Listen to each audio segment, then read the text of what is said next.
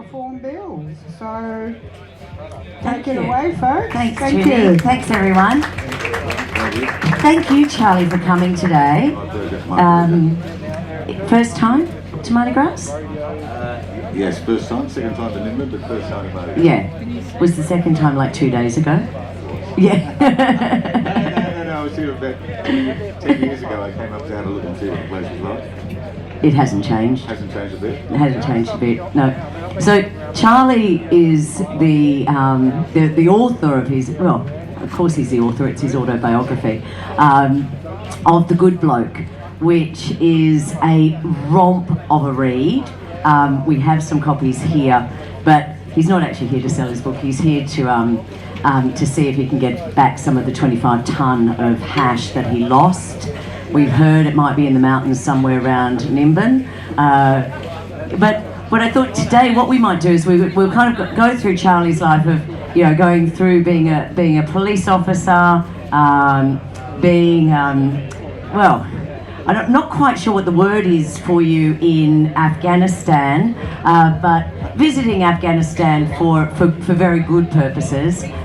Research, maybe? Yeah. And delivery, maybe? Delivery and receiving. Payment, yeah, we'll call it, yeah. Anyway, I think the one thing, I mean, Charlie's been described as a larrikin, he's been described as a playboy, he's been described as a police officer. I think one thing that we haven't described him as, and we've been talking about, is he's a pioneer. Because for many of the countries that he was in, particularly in prison, like Canada, they've now changed the laws. So, well done, Charlie. Thank you for your work there. Yeah, we now have legal cannabis in Canada, but Charlie did some time in Canada when it was still illegal. So, Charlie, we didn't make it, I mean, a lot of the people in this room now know that you are an ex-cop, but they, you know, when we were walking through the town and you're wearing a suit, there was a lot of people who thought you were a cop. And me too. But what was it about the police that attracted you? As a 19-year-old, I thought, I was working in the Commonwealth Bank at the time, and I remember getting the train into work from the suburbs into town, and there was an ad, the New South Wales Police Force wants you, and I thought, I bet they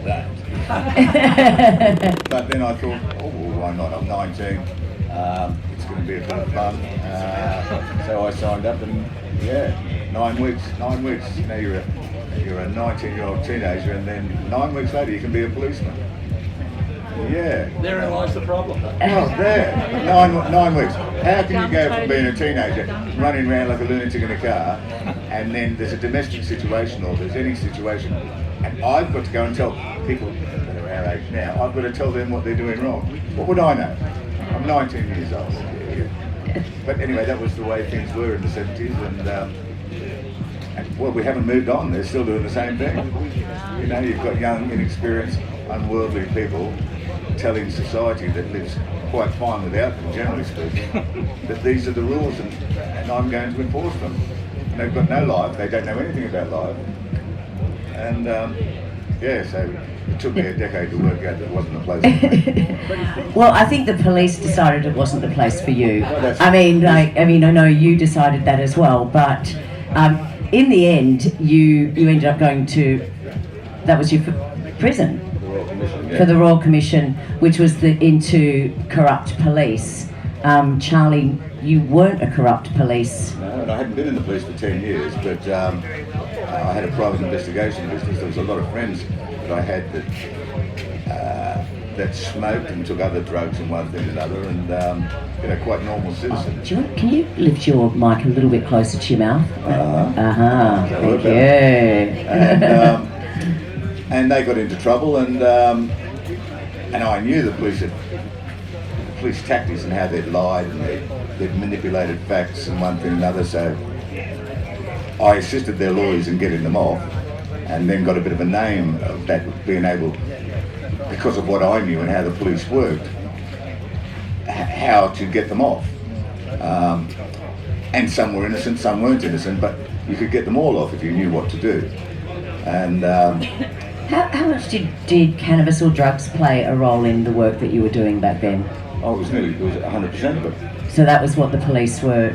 No, but you have the surveillance squad, as we found out after the Royal Commission. They were all playing golf, but in the facts at court, I saw the defendant move this box from there to there.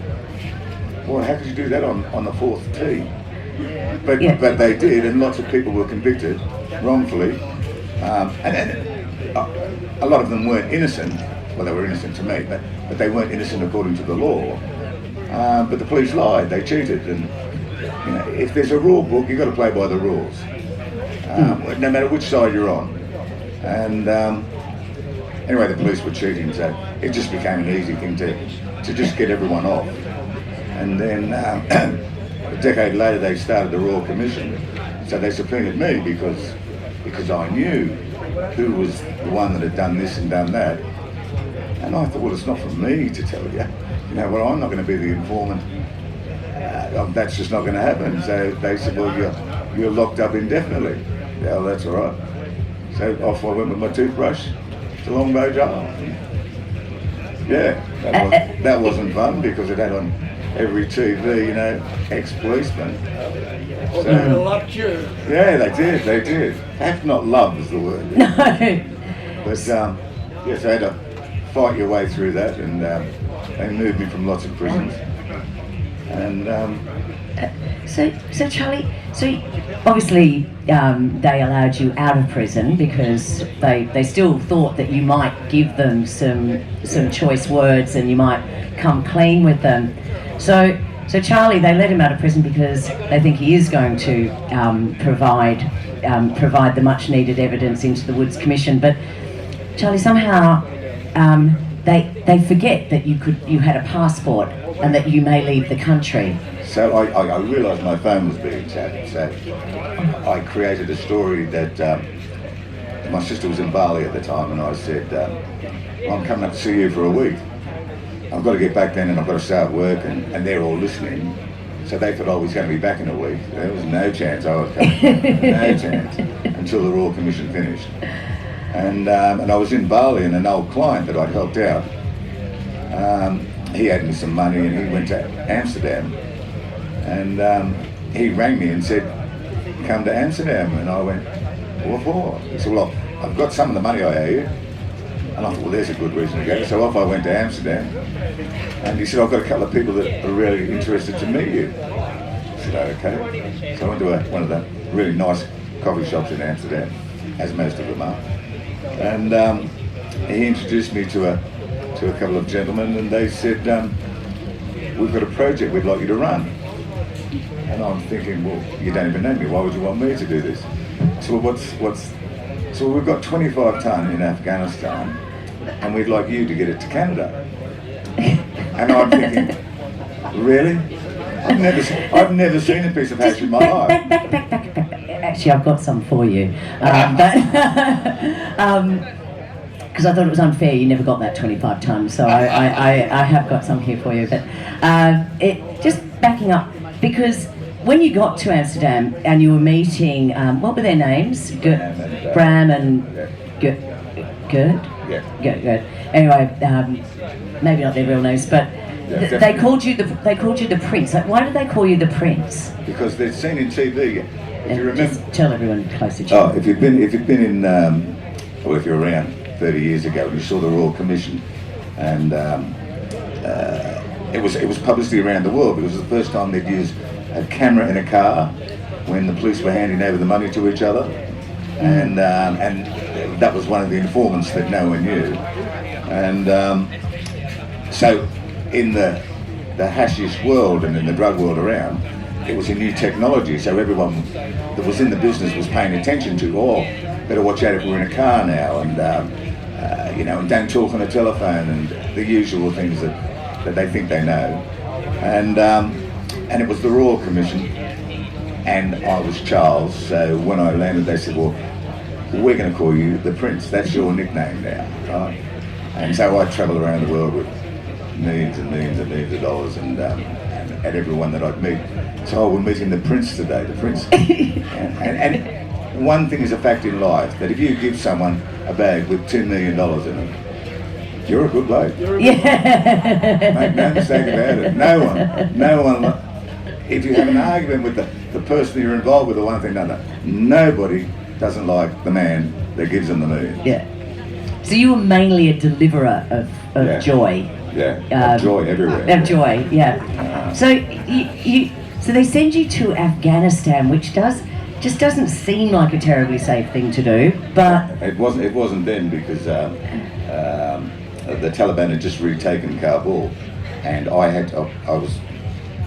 I'd just come from India and come across the border, and at the border they check everything, and so my driver went up and saw the guards and gave him a little bag, and it was like, yeah, sweet, and it was some story about a domestic that I was going there to retrieve my children that the wife had stolen or something like that. It's like, yeah, go on, because they're all misogynist over there, and it's like, yeah, the bitch, you know, and so there was no problem, you know, for a couple of hundred, you're in and you're across, and yeah, and then I had a couple of million with me, and so I dropped that off to the person who had sent the last part of the shipment over, but he took me up into the hills. And when you see a field, thousands of hectares of just plants growing, you think, wow. And then you see the elderly ladies that are chopping them down and bringing them back and bashing them, you know, through the mesh, you know, to get the pollen through, and then they're there and they're building their hash empires, and it's fascinating. But there's a whole industry over there. They don't get paid anywhere near as much as you get if you're doing it here.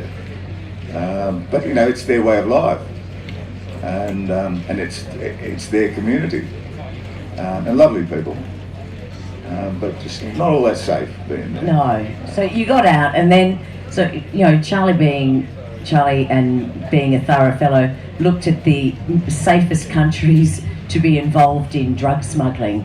Australia is not one of them. Definitely not one of them. Definitely do not. America, definitely not one of them. And apart from parts of Asia where they'll hang you or something like Yeah. that, yeah, no, stay away. And I researched it, and I thought, well, I've got no problem with it. I'm not going to Australia, and I made that clear to them. I'm not going to Australia. I'm not going to America. And once again, the police told a few fibs. Someone had been caught in America, and he said, I'll give you the world's biggest hash organisation. And When we say the world's big hash organisation, it actually even has a name. What's it called? the Pacific Mariner Cartel. The Pacific Mariner Cartel. So, like, if you see that on the side of a, you know, container or something like that, Give them a two. Give them a two. That's right. It sounds so professional. They were businessmen. Yeah. No, they weren't hurting anyone. They were just businessmen supplying a product that was. It wasn't legal in Canada at the time. This is '96. It wasn't legal, but it was on the verge, closer than what it is here now. And every, you know, I mean, you could walk into any pub, you'd walk into the bar, and you'd say, you know, I want whatever amount you wanted. You could buy it at the bar. I mean, it was all undercover, so to speak, but you could buy it there quite easily. And I thought, well, that's the place to go. And I looked up parity in sentencing.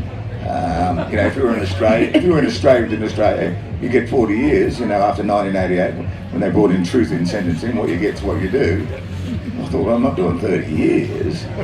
And then I looked in Canada, and I looked up all the sentences the people had got. It was, I think, 15 years was a guy before me that had 50 ton. And I thought, well, I might only get 7 if we got caught.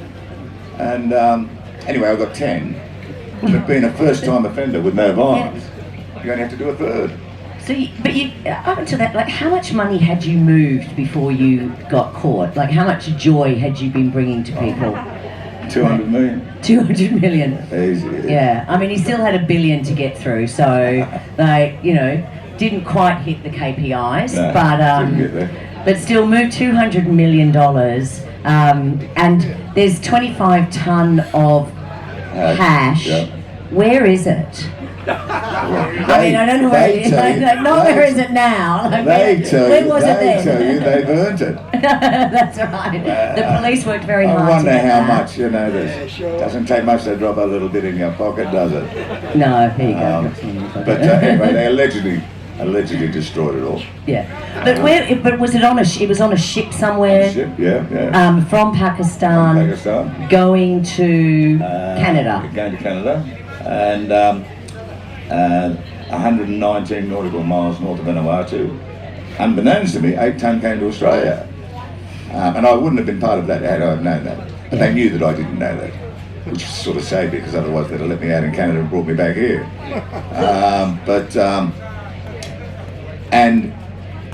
So they unloaded off a tanker in the middle of the Pacific onto a barge, and then it went from there, as the barge disappeared, onto an American battleship, and then they flew it by helicopter to the States, and then drove it across every state to Canada, so that you commit an offence in every state. Because this is America, Well, if we don't get him here, we'll get him in the next town. And so it got to Canada, and so I met the crew, and I knew they weren't the crew because allegedly they'd been sailing for 28 days. And I looked at them, they were pastier white than my pommy skin. And I thought, there's no way in the world you've been on a boat for a month. And I thought, oh my God, they're police. Oh dear, what am I going to do?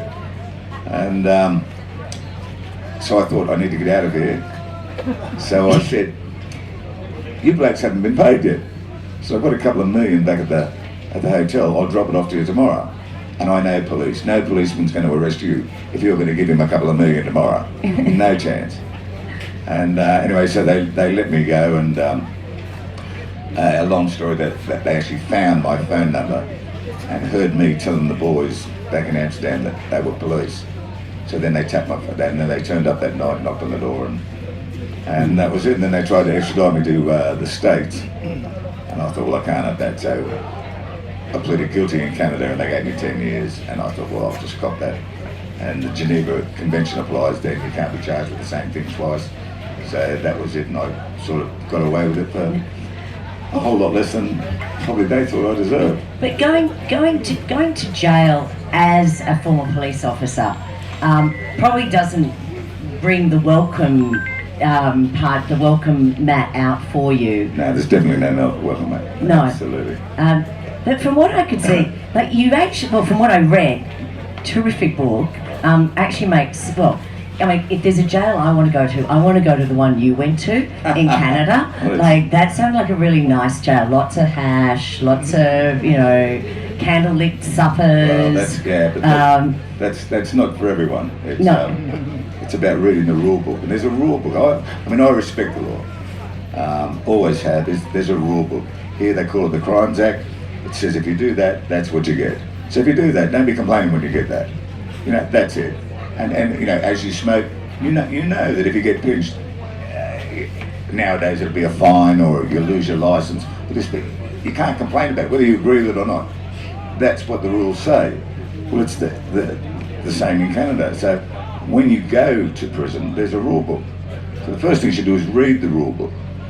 And it says that if you do this, this will happen to you. If you do that, that'll happen to you.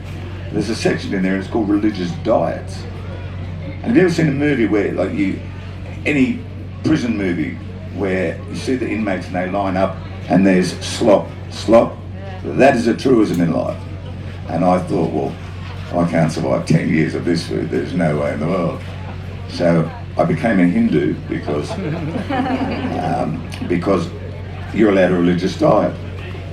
And they couldn't do that because the sect that I'd become had to be blessed by a person in that religion.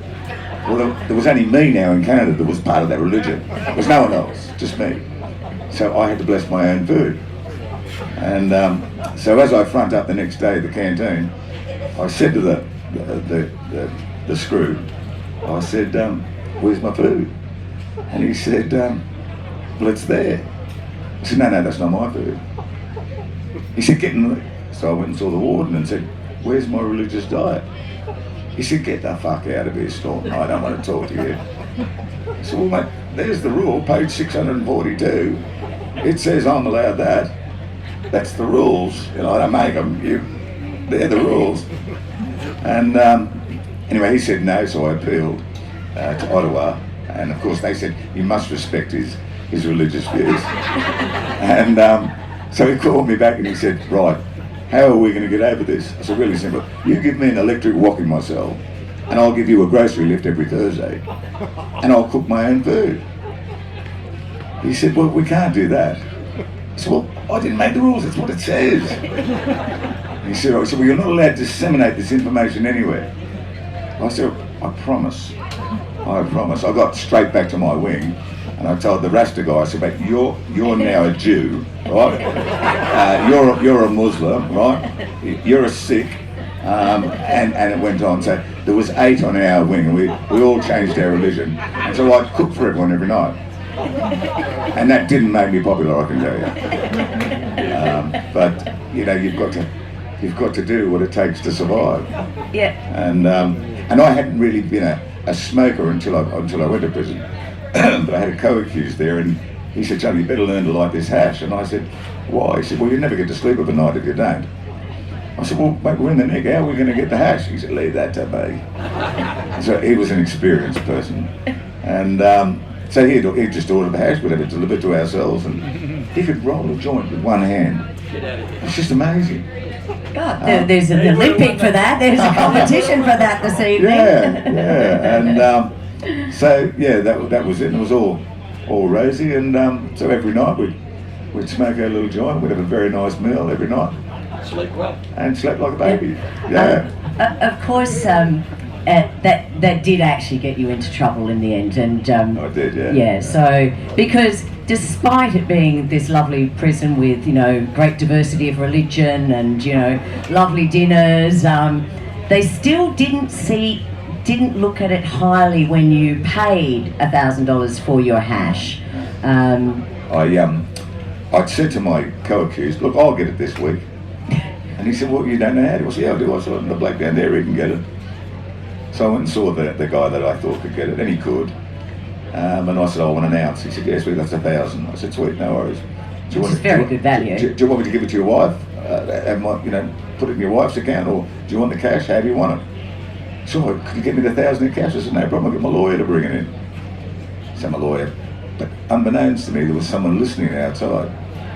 And he was already in a bit of trouble in the institution, and so he went and told the guards that on my next legal visit I was going to have $1,000 cash coming in, and they're not allowed to look at your legal papers. So I just slipped the envelope in there, and I thought I was away with it. Well, they strip searched me and they found $1,000. Normally they would give you they would just put it into your personal bank account, but with me that was their reason. So they put me in the hole for 67 days, and then they charged me criminally with having an illegal substance in the prison, and in their not the hash. No, not the hash. In their record, in the court documents, they had to justify why they thought I needed it. So they put there that I had $1,000 to escape, and I said to the magistrate, I said, really? $1,000? I'd have been gone 3 years ago. Like $1,000 to get out. I said, you're kidding. And anyway, so that was that, and so then they sent me to the maximum security. Again, as a former police officer, going into a maximum security prison where everyone is on life without parole. So there is... I have 12 months to go, and every other person in there is doing life without parole. So when I get off the transport bus, I walk in, and one of the inmates, who's high up in some biker gang over there, he said, Charlie, you can't come in here. And I said, if you can just tell him that, I'll be on my way. But of course that wasn't happening. So they put me in the hole that night, and I said, well, you guys all want to become banditos, don't you? He said, what's that got to do with you? I said, well, I'm a full patch member of the Banditos. He says, not true, we see on the newspaper, you're a policeman. said, mate, ring this number. So I gave my phone number to ring, and there was a guy who used to be a doorman in some clubs that I had in Sydney. And he was always late for work. It was the only number. You wouldn't know anyone's phone number. You wouldn't know your husband or your wife's phone number. But I knew Felix's number because I had to ring it every night because he was never at work. So they rang, and in the meantime, in the years, he had become the president of the Bandidos in Australia. So they rang him. And anyway, then they came to me and they said, well, we're sorry, come with us. You can share the cell with me. And I thought, oh, how good's this? Well, Corrections Canada hated that because they thought that they'd have me killed by sending me there. And that could only keep me there for 6 months. So 6 months later, they sent me back to the Category B prison. And I thought, oh, great, I've got 6 months to go. I'll get parole, and I'm going home. Because it's automatic parole for a first offender. But then unbeknownst to me, it wasn't an automatic parole. And I said, why? And the clerk, the parole hearing said, well, you're a biker. I said, what? I said, mate, I'm not, what are you talking about? You're a biker. The Wolverine squad have sent us thing, you're a biker. So there's a magistrate and 2 lawyers on the parole board. And the magistrate says, well, we're a bit concerned that you're a biker. I said, I'm not a biker. And he said, well, have a listen to this. And they played me the tape of the bikers ringing Felix, and Felix saying, Charlie's one of us, anything happens to him, you're all in trouble. And he's been a full patch member for, you know. And I'm going, oh my God, what the fuck, I'm going to get out of this one. Then I wasn't worried, because then I said, Your Worship, just take a seat and have a listen to this. I'll tell you a story. So I went back from 30 years before, where I'd met Felix and our 2 children went together at the same boxing classes, and that I'd given him every job he had. He wasn't a biker when there, and they're the 3 of them. They said, well, it's got to be true. No one could make up a story like that. And they said, parole granted. I said, thank you, I'm off. So that was it. I got my parole. And Charlie's life continues in, you know, double dating with Madonna, and, you know, marrying Guy Ritchie's sister, and but you weren't allowed back into Australia. We weren't particularly interested in you. We migrated out here from England in '66. The whole family. Dad was a bus driver, Mum was the clippy, and there was one day at Parramatta Stadium or something. Mum said, "Oh, we're all becoming Australian citizens today." And I said, "We're Irish. You can't not. You know, you can't change where you're from. And I've got permanent residency. Well, what does it matter?" "Oh well, you'll miss out." Mum was right again. So the minister at the time decided that, because I had to renew my passport, that I wasn't a fit and proper person to be an Australian citizen, and said, "See you later." I said, "But I have my 2 sons, I have my 5 brothers and sisters, my mother and father, and I've never done anything wrong in Australia.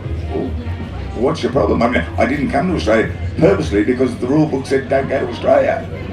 Doesn't matter, you're not a fit and proper person to be an Australian citizen. So I live in London now, and I have to make these applications saying that I'll be good while I'm there, you know. So. Apparently, despite us putting this all out on social media, they may not know that he is here. No. So, Charlie, you joined the police in the early 70s, and you saw the kind of, one for us, 2 for them, two for them, 1 for 3 for us, or whatever it goes. How do you look at policing that we're seeing today? And well, it hasn't improved, has it? It hasn't improved. It's got. I mean, yes, back in the day there was things that would be totally unacceptable nowadays, but they're all scared now. I mean, police are scared. Yeah. You've only got the bullies that'll pull you over, but the rest of them are scared. They all need a camera. They need And have you seen what they wear when they go around? They've got a gun, they've got a taser, they've got a knife, they've got a torch, they've got a bulletproof vest on and stuff. I mean, war zones, they don't have as much kit as what they wear here. And it's not improved. Police force hasn't improved in any way, shape or form. The rules and regulations have changed, and there's definitely more honesty in them now than there was back then. But policing hasn't got any better at all, and it doesn't look like anything in the future is going to make it. But they get hoodwinked too. The police, they're 19, they join, and a bit like myself when I joined, I thought, after a good Catholic upbringing and church every Sunday, that if you smoked a joint, you were like a heroin addict. That's what I thought. I didn't know there was a difference. It was that brain set, they're drugs. Until I tried them all. And then I went, well, no, they're not. There's a big difference between A, B, and C. And but the mindset of the people that are making the rules. I mean, when back in the days when there was acres and acres and acres being grown outdoors, and then they clamped down on that, so then everyone went indoors, and then they've got this hydro stuff that people have psychotic reactions and one thing and another because it's so bloody strong. No one really needs that in my world. No one needs, the skunk and things that are going around. But the police forced that. They forced everyone indoors. Yeah. And all the wonderful medical reasons to legalise it. Why don't you just forget the billions you spend on trying to police something that you're never going to win the battle. It's like the war on drugs. It should be the war against police. Why would you police that? Why don't you come build some houses or sort this problem out or sort that problem out? Improve the infrastructure. Don't waste money on chasing people that want to smoke a joint. It's just ridiculous. Could we entice you to rejoin the police? Because I actually think that's the kind of, you're the kind of bloke we need in the police now, Charlie. That lived experience. Well, yeah. As a commissioner. Yeah. Yes. Yeah, Charlie for commissioner. The worldliness, the lack of worldliness of it used to be promotion by seniority, and now it's promotion by merit. So if you have 2 degrees, you've been in the police force 3 or 4 years, and you're an inspector, and you've got 50 young police that you're looking after, but you don't know what to do. You can look after the accounts at the police station. Your autonomy with your budget, great. But you have no idea how to be a police person. There's no worldliness. You don't know that this person, they might look like shit, but they're a really nice person. Just the blind mentality of ignorance. It's got to be changed. Just before I'm going to open it up for questions from the audience, but just before we do, the Pacific Mariner cartel, I haven't seen it on the side of containers as I'm sitting at truck stops, but are those, did the 25 tonnes and the $1 billion that they may have lost in that, was that the end of the cartel? You're dreaming. Yeah. No, it's never ending. Just someone else takes over, and the people that I was working for, yes, 100%, they're all criminals in the world of the book. But the amount of community work they did with the money that they got, and they were all anti-violence people. I remember once someone didn't turn up with $5 million they didn't turn up with. And I was at that situation. I thought, now I'm going to find out what's going to happen. And he went, that fucking bastard, he fucking got us last time as well. Didn't do anything about it. Just didn't deal with him again. And people, that's a true story, $5 million, and they just went, bastard, robbed us. Like it was 500, Yeah. And I think Tony Abbott. I don't make a habit of quoting former Prime Minister Tony Abbott, but he did say, we may have lost the war on drugs, but it doesn't mean we shouldn't keep fighting.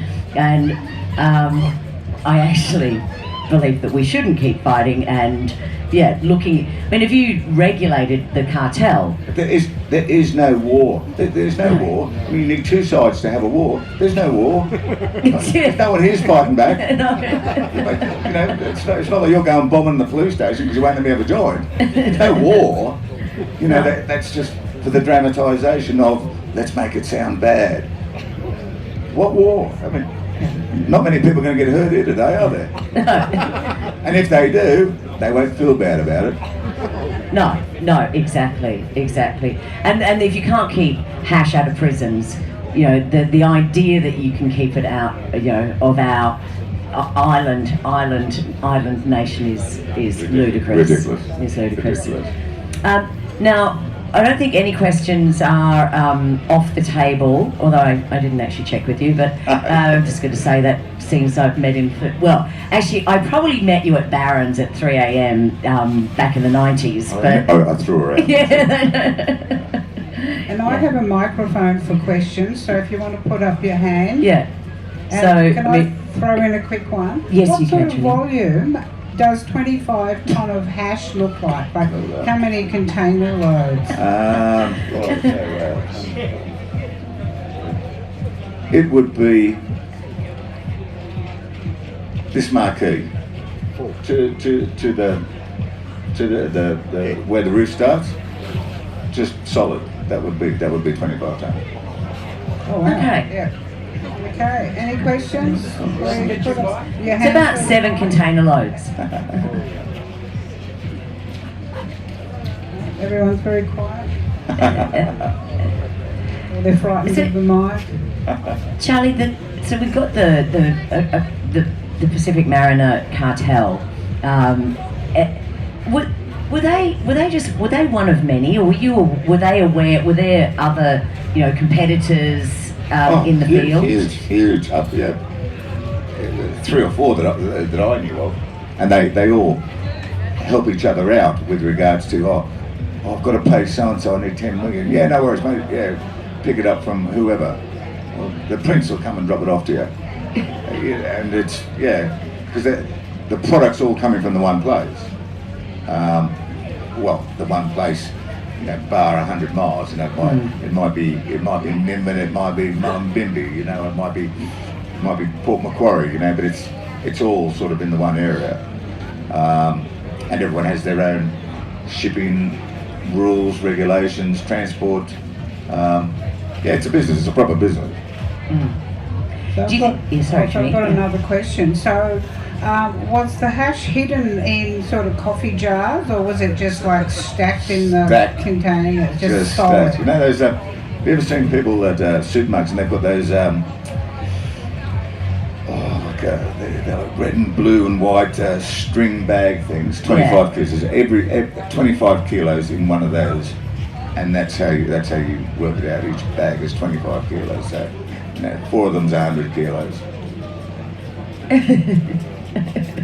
So no, they didn't try and hide it in Probably tomato too sauce or big to something. hide. Yeah, but not big enough to lose. Yeah, sadly. Or not too big to lose. Sadly. Now, anyone else planning on setting up a drug cartel? Great, Robbie. I'll visit you. Charlie, you seem remarkably unscathed by this. I could imagine a lot of people would, end up, incarcerated again, or in the loony bin, or like in a bad way after an experience like that, because it'd be pretty crushing at times. How did you cope with it? I learned how to smoke hash. And I learned how to cook. That was fantastic. Much to the disgust of the warden at 400 Rue Fordyce, Cowansville, Quebec. Met some great people, and then I said, well, I'm not going to do that again, because I have 2 sons, I have 4 grandchildren. My mother was still alive at the time. She was disgusted with me, my mother. Oh, good Catholic, Irish Catholic. Oh, It was pretty much until her passing days she didn't forgive me, and then she said, "I forgive you." Yeah, just the family and one thing or another, and you can't, you can't do that and have your family and it just doesn't work. So. Do you think it would have been different if you'd been arrested in Australia? I'd still be in jail. You'd still be in jail, yeah. And you would 30 years later. Yeah. Got a question just here. Take the mic. Thanks, Trini. So, when you were in Sydney before you left, did you have any association with the movers and shakers of organised crime? I knew who they were. John Ibrahim has actually promoted this book. It's called Say No More. Say No More. And what about, as far as the police is concerned, we know how involved he was in owning the police force. Did you meet any of Sydney's notorious colourful people? Oh, yeah, I met... like Roger Rogerson? I met Roger quite a few times. Yeah, I've got nothing nice to say about him. Nothing nice to say about him. There's a lot of people.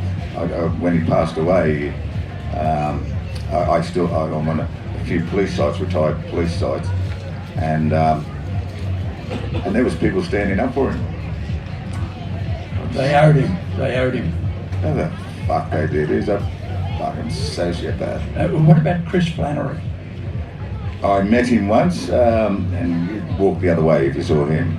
Not a nice person at all, but I think maybe Roger might have sorted that one out. There is a rumour. There is a rumour. You mentioned, I think you mentioned, when you were in Sydney, there was the 90s, so we were starting to see MDMA, ecstasy, and things like that. But it was the people that smoked hash that you found were the most even-tempered in the cross. Yeah, because it didn't smell. You didn't really know. You didn't. And I've been a policeman, but I was a dummy when it came to drugs. Like an absolute dummy. I didn't know a thing. But they were just relaxed. And of course there was then there was the ATN cocaine in King's Cross, and then the place sped up times 20. But then the people would smoke. I was like, can we just give everyone a smoke? Just all calm down. And different world. Yeah, I think it's been terrific. We haven't seen any police here. Oh, sorry, we've got two questions. Someone got the mic there, and then straight to you. This question may be a little bit sort of hard to frame, but when you were working in that industry, and so you're moving these large amounts of narcotics and cash around the world and everything like that, obviously there becomes a point where you're comfortable financially. And this question again may be very hard to sort of frame, because it could easily be said that every virtuous act comes from some dark truth, and every mystery we take, every risk we take contains a mystery that can't be solved. But why did you keep going? What was it that made you continue to take that path? It was only one path. It was the first time I'd been involved in it, and the last time. And it was an adventure. It was a year-long adventure. After I'd been releasing it, and I met some great people all over the world in different cultures, in Istanbul, in Morocco, in Afghanistan, in Islamabad, different cultures, and just you'd invite all these people around for dinner. You really would. They're just very nice people, but that was their business. And there was, you see the amounts the police. We arrested someone on $1 billion drug bust and one thing and another. Everyone in that industry wants to know where the police sell it, because they don't get that much money. So when you hear these numbers, that's what it goes for in grams on the street, when it's multiplied by 400,000. But if you could just get it where the police sell it, everyone would be going to where the police sell it, for sure. It's just a different world. Yeah. And final question. How do the exchanges happen today without cash? Bitcoin. Bitcoin. Yeah. And do you know what? There's still a lot of cash, and it's back in in May 2000, Canada ceased making $1,000 notes. There used to be 1,000 Swiss francs. There used to be 1,000 guilders in Holland. All of those notes are still in existence, but they're tucked away in safes and one thing or another around the world. But on any given day, you could go to the banks and cash them in. Mind you, it might be a bit harder now with all this palaver. You know, I mean, I went to the bank the other day and took $2,000 out, and she asked me what was I going to do with it. So, I beg your pardon? It's $2,000. Yeah, what are you going to do with that? None of your business. I just couldn't believe it.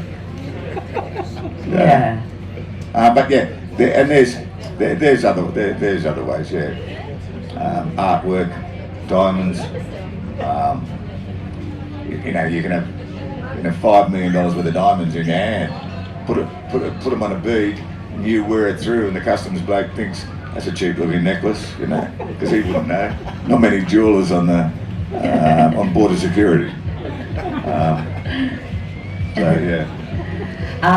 Well, if you could join me in thanking Charlie Staunton for making the time, and if there is a way that we can make him the police commissioner, I vote for Charlie to be our next police commissioner. Thank you very much.